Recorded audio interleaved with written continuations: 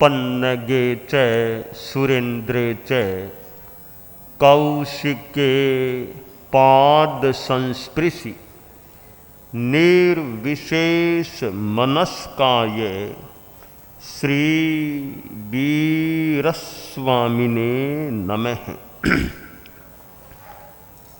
आयारो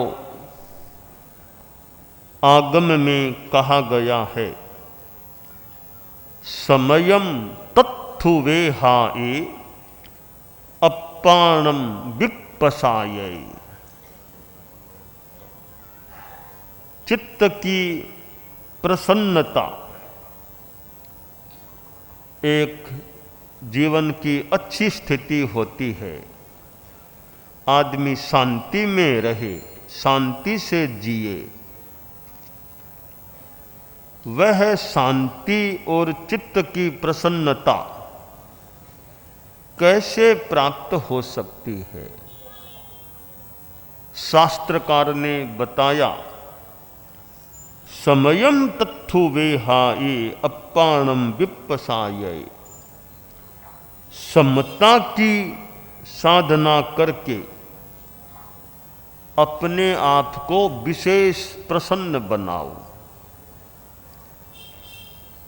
जीवन में अनुकूलता प्रतिकूलता, लाभ अलाभ, सुख दुख, ये स्थितियां आ सकती हैं। अगर सुख में आदमी ज्यादा खुशी मनाएगा तो कोई कठिन स्थिति आ जाएगी तो फिर दुखित भी होना पड़ सकेगा। ज्यादा से ज्यादा दोनों स्थितियों में समता रहे कि अनुकूलता आ गई, ठीक है, दृष्टा भाव ज्ञाता भाव।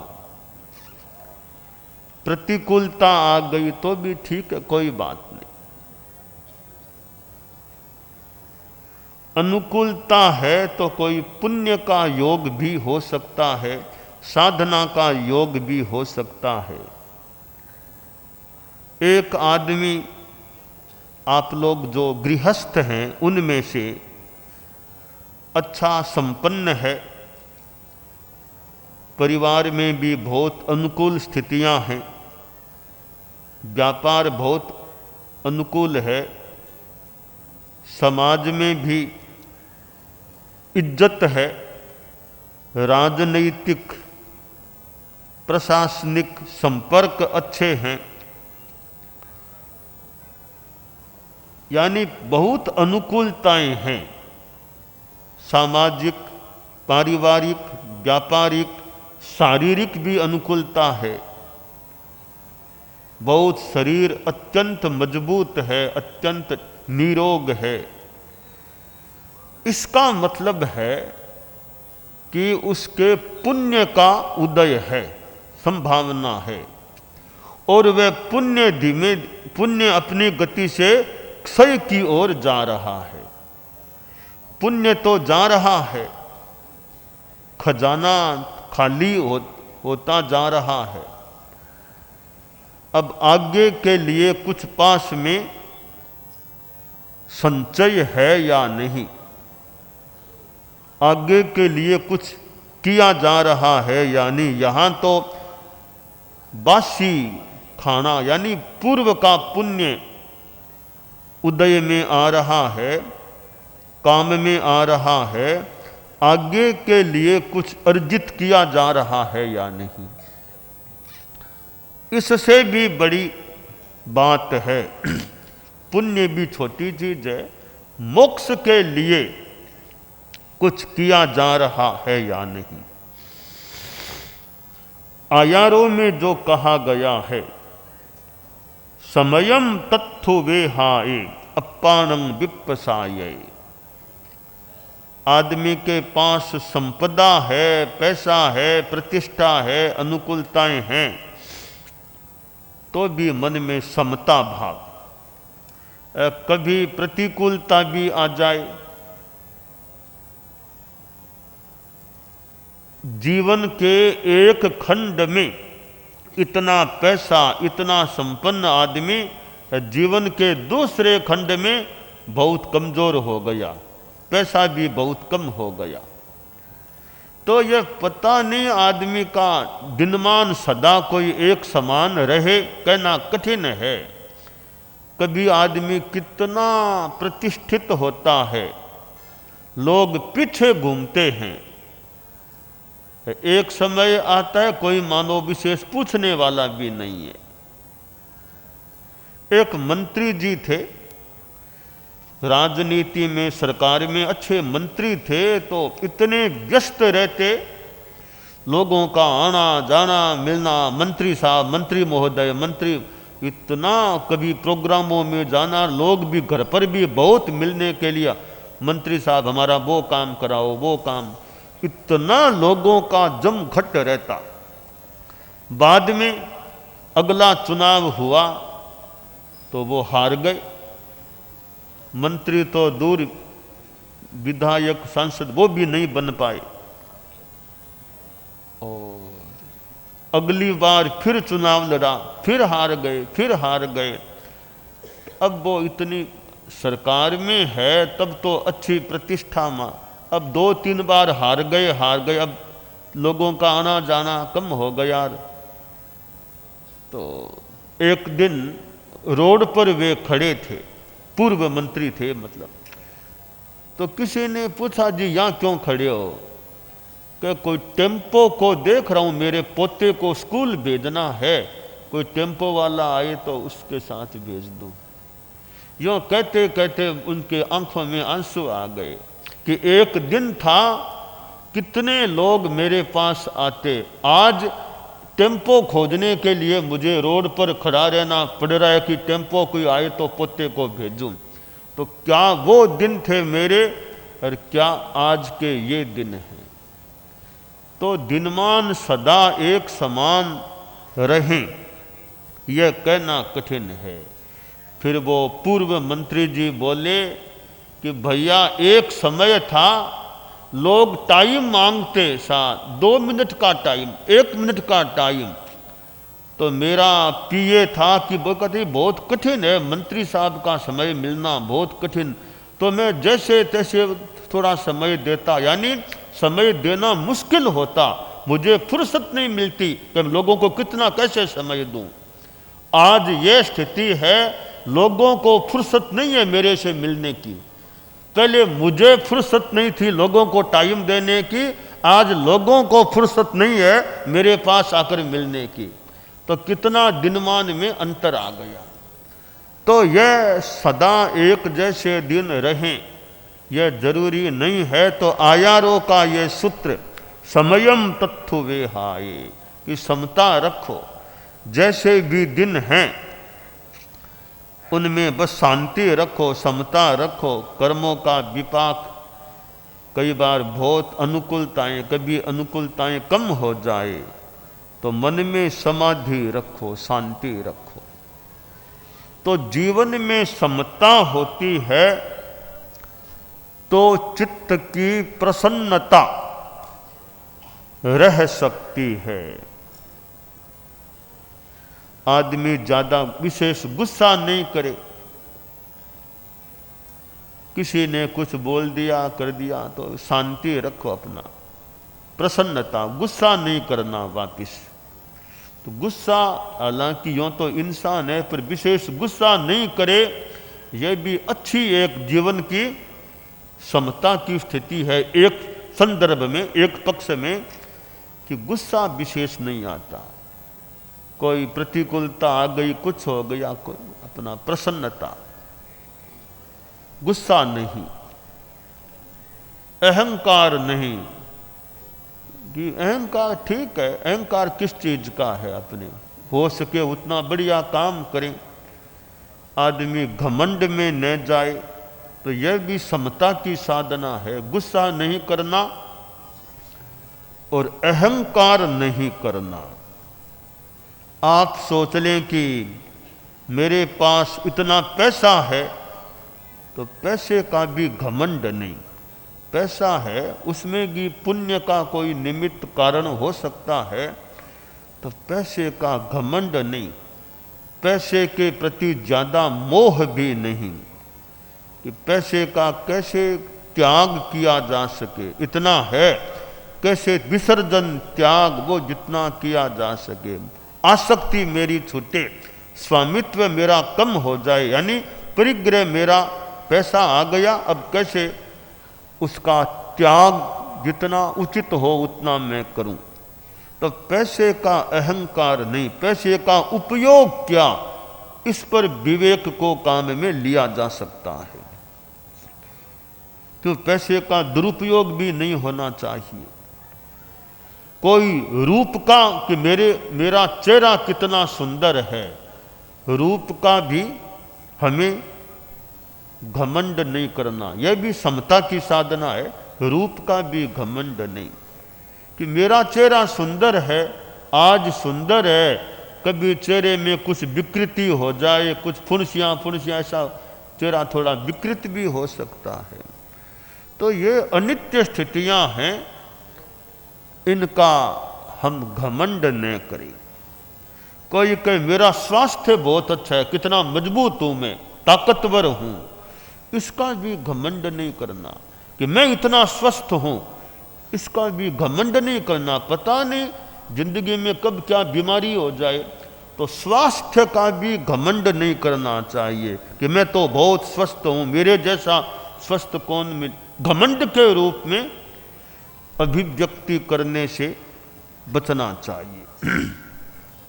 ज्ञान है, ज्ञान का भी अभिमान नहीं कि मैं कितना विद्वान हूँ, इतनी भाषाएं जानता हूँ, कितना बढ़िया बोलता हूँ, कितने शास्त्रों का ज्ञाता।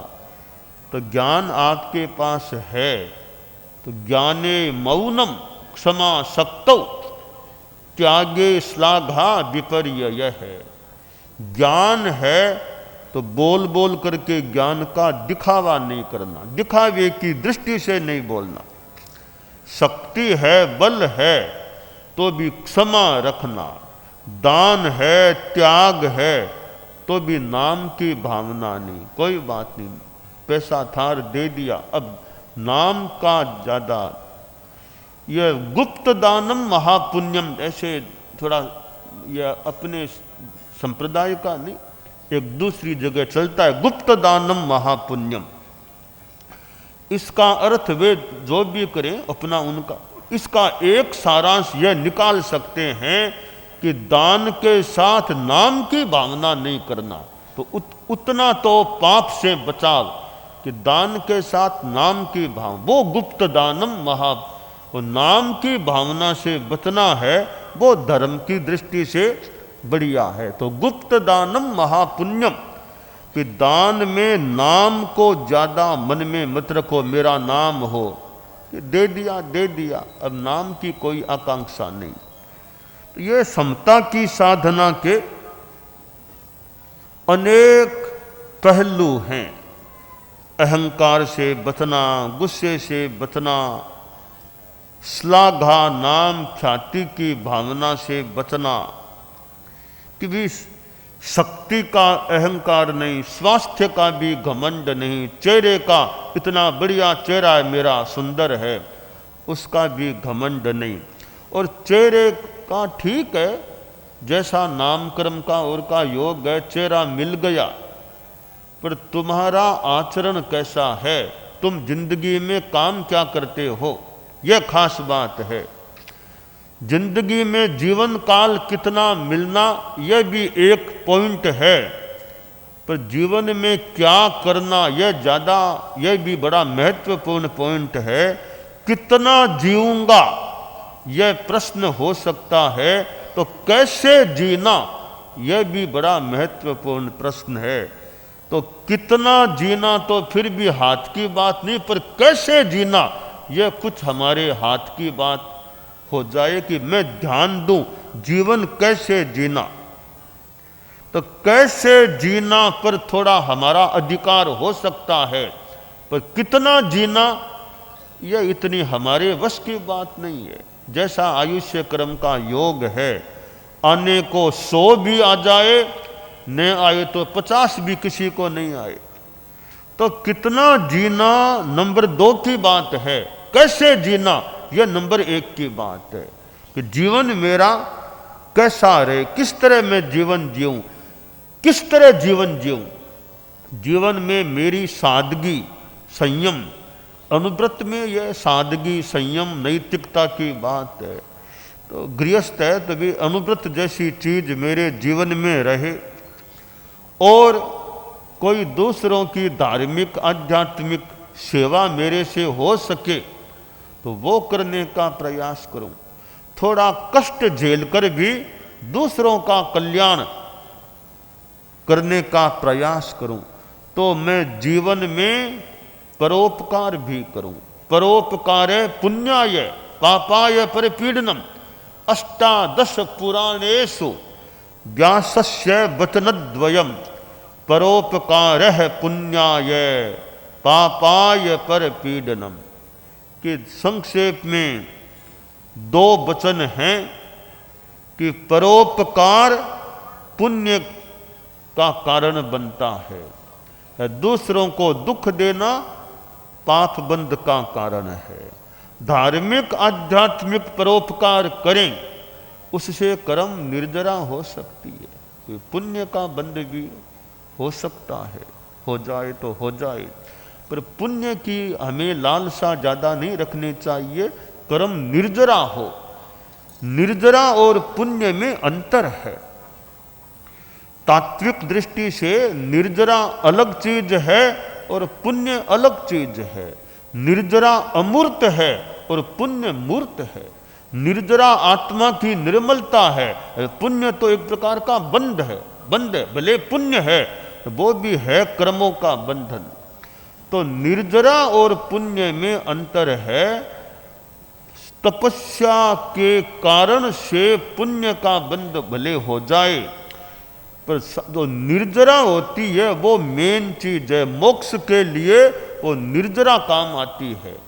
पुण्य है वो तो एक भौतिक अनुकूलताएं भले मिल जाए, ठीक है, पुण्य भी ज्यादा खराब चीज नहीं है। ऐसे पुण्य इतना खराब नहीं होता है। खराब चीज ज्यादा है वो मोहनीय कर्म का गुस्सा, अहंकार, ये चीजें ज्यादा खराब है। तो हमें अपने जीवन में पुण्य से भी ऊपर निर्जरा को स्थान देना चाहिए। हमारे साधु साध्वियां हैं, ये हमारे जो सघन साधना शिविर के शिविरार्थी हैं, ये निर्जरा की बात को भी समझा होगा या समझ लें कि निर्जरा क्या है और पुण्य क्या है। नव तत्वों में निर्जरा भी तत्व है और पुण्य भी तत्व है, पर पुण्य अजीव है, निर्जरा जीव है। पुण्य मूर्त है, निर्जरा अमूर्त है। पुण्य बंध है, बंधन है, निर्जरा मुक्ति की दिशा में ले जाने वाला तत्व हो सकता है। तो हमारा लक्ष्य मुख्यतया निर्जरा का रहे, न कि पुण्य बंध का रहे। यहां तक तीर्थंकर नाम कर्म की पुण्य प्रकृति के बंधन की भी इच्छा नहीं करनी कि मेरे तीर्थंकर नाम का बंध हो जाए, वो भी निदान इच्छा, लालसा, कामना वो भी नहीं करनी चाहिए। हालांकि तीर्थंकर कोई बन गया तो मोक्ष तो अवश्य है, तो तीर्थंकर नाम कर्म भी पुण्य की प्रकृति है, इसलिए उस पुण्य की भी हमें इच्छा नहीं करनी चाहिए कि आचार्य बन जाऊं। ये आचार्य बनने के दो प्रसंग होते हैं। एक तो आचार्यत्व वैसे क्षयोपसम भाव हो सकता है, पर आचार्य के साथ ठाट बाट, अनुकूलताएं, नाम, प्रतिष्ठा, वो चीजें, उसमें पुण्य का योग भी हो सकता है।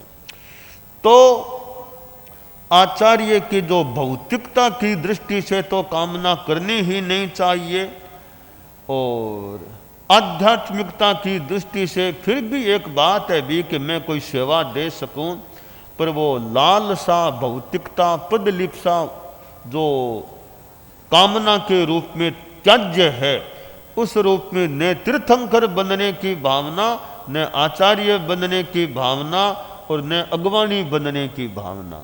अपने तो भी कर्म निर्जरा और संवर की साधना वो जितनी हो वो करें। और तो ठीक है, कोई जुम्मा मिले तो भले कर दे, ताकि हमारी लालसा आकांक्षा वो कुछ नहीं होनी चाहिए। तो पद ऐसे कोई बुरी चीज नहीं होती है, पद भी उपयोगी हो सकता है, पर पद की योग्यता बड़ी बात है। योग्य आदमी को पद मिले तो पद भी शोभायमान हो सकता है। पद पर योग्य आदमी नहीं बैठे, अयोग्य बैठ जाए तो पद की गरिमा के अनुकूल बात नहीं होती। तो योग्य पद पर योग्य आदमी आता है तो आदमी के लिए भी ठीक है, पद के लिए भी ठीक है। अयोग्य आदमी आ जाए वो बढ़िया बात नहीं होती। योग्य आदमी साधु बने वो ठीक है, अयोग्य साधु बन जाए तो साधु की गरिमा के भी प्रतिकूल बात हो सकती है। इसलिए पद की अर्हता है या नहीं वो खास बात है। समाज में संस्थाएं हैं, अध्यक्ष, बड़े बड़े संस्थाएं, अध्यक्ष बनना, केंद्रीय संस्थाएं, अखिल भारतीय संस्थाएं, इधर व्यवस्था समिति भी बड़ी एक प्रकार की संस्था होती है। और कई बार तो एक केंद्रीय संस्था में अध्यक्ष बनना और एक चतुर्मास की व्यवस्था समिति का अध्यक्ष बनना, तुलना करें, यह ज़्यादा बहुत भारी भरकम काम लगता है। केंद्रीय संस्था में भी बहुत काम हो सकता है, फिर भी इतना ज़्यादा लोड न हो। चतुर्मास की व्यवस्था समिति का अध्यक्ष बने तो 12 महीना कितना ही पहले से ही उसको तो मानो लगना पड़ता है। कुछ ठेठ चौमासे में तो कितना, चौमासा के बाद थोड़ा बहुत सारा काम सल्ट जाए तो यह बहुत भारी ऐसे काम है। तो ये व्यवस्था समिति का अध्यक्ष बने तो योग्य आदमी है या नहीं, कई दृष्टियों से योग्यता उसमें, अर्हता है या नहीं। अर्हता है तो काम अच्छा भी हो सकता है, अर्हता न हो तो फिर कार्य में कठिनाइयां आ सकती हैं। इसलिए यह अर्हता बड़ी चीज है। अर्हता होने पर पद पर आए न आए, पर अर्हता है तो एक उपलब्धि हो गई। तो ये पद साधु संस्था में भी होते हैं। हमारे धर्म संघ में साधु संस्था में ज़्यादा पद नहीं है ऐसे। हमारे न तो प्रवर्तक है हमारे संघ में, न कोई साधु उपाध्याय है, ऐसे हमारे ज़्यादा पद नहीं है। हमारे तो मुख्य पद तो एक आचार्य का है, उपाध्याय है तो वो अलग। एक आपको जानकारी कि 13 पंथ का 264 वर्षों से अधिक समय का इतिहास हो गया। संभवतः कोई भी साधु उपाध्याय, साधु कोई उपाध्याय नहीं बना, किसी को भी उपाध्याय आज तक नहीं बनाया गया। संभवतः जहाँ तक जानकारी है, भिक्षु स्वामी से लेकर ठेठ महाश्रमण तक, आज मान लें, किसी को भी 200 करीब 64 कुछ महीने ऊपर किसी को उपाध्याय का पद संभवतः नहीं दिया गया, किसी को प्रवर्तक का पद नहीं दिया गया। यह वो परंपरा आज तक मानो चली आ रही है। चाहे कालूगणी हुए, दालगणी हुए, गुरुदेव तुलसी हुए, उपाध्याय का पद यूँ विधिवत जो युवाचार्य अलग बात है, बाकी यूँ पद उपाध्याय का। तो भिक्षु स्वामी के समय, यानी हमारे धर्म संघ में ज़्यादा पद है नहीं, ज़्यादा पदों की बात नहीं है, थोड़े से ही पद हैं। वर्तमान में फिर भी थोड़े पद हो गए हैं, जैसे मान लो साध्वी प्रमुखा का भी पद मान लें, ऐसे अभी मुख्य मुनि है साध्वी वरिया, तो ये भी हैं। पर ये आचार्य के इतने निकट के व्यक्ति मान लो तो वो एक तरह से आचार्य के ही एक काम करने वाले कुछ तंत्र में हैं। तो यह पद होना, ऐसे कोई अपेक्षानुसार पद भी हो सकते हैं, पर पद के लायक व्यक्तित्व तैयार हों, यह खास बात है। संस्था में पद हैं, पद के लायक कार्यकर्ता हैं यानी समाज में, वो खास बात है। तो यह आयारों में समयम तत्थु वेहाय अपाणं विपसाय, समता की प्रैक्टिस करके, अभ्यास करके आदमी अपने आप को विशेष प्रसन्न बनाए।